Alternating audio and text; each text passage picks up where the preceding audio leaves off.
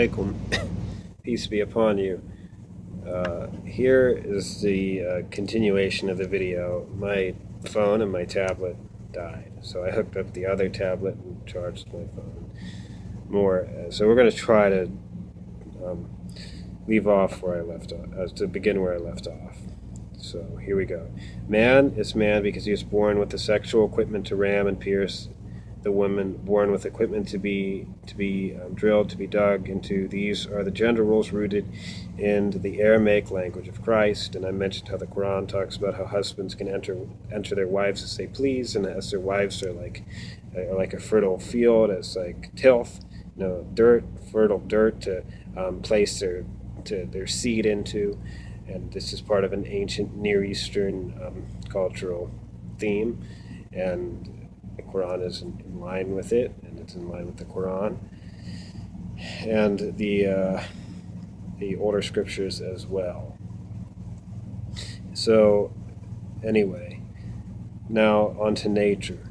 Wherefore Allah delivered them up to their passions of vileness, for their females changed the use of their natural nature, or their practice, and to what is not natural practice were used, the right practice. And also their males likewise left the natural use of their females, nikbata, and were inflamed with passion, were inflamed with passion one with another, male with male.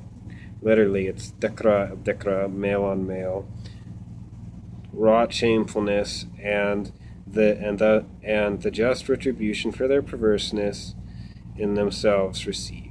Thus, the rightful practice is wadikra el nikbata, in man on woman, and sinful practice is wadikra el dikra, man on man. Therefore, shabakai takriya in 1 Corinthians 6:9, layers with men should and was rightfully understood in this context.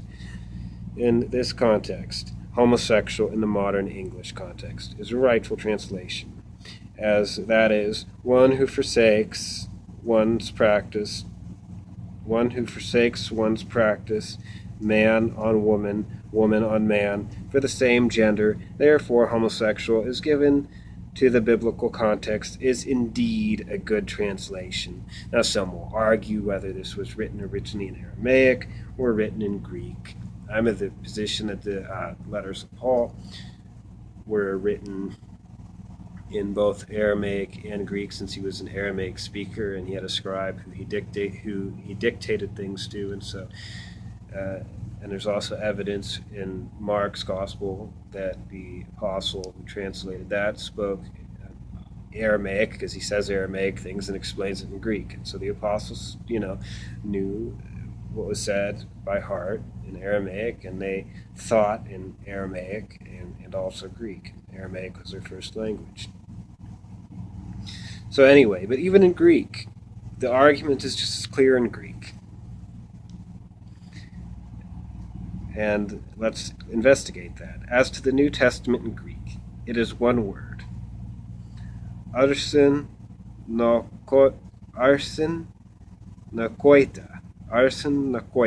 which means homosexuals and self-abusers. Strong's 733, Strong's Concordance. Arsin nakoitis, a male engaging in same gender sexual activity. And that, moving on. Short definition: a male engaging in same-gender sexual activity, a male engaging in same-gender sexual activity, a sodomite, pedophile also. So it has multiple meanings depending on context. And then here's the ELPS World Studies 733, arsenokoitis, or arsenokoitis, which is from 730, Greek arhan, a male, and 2345, koita, a mat, a bed. Properly, a man in bed with another man, a homosexual. So that,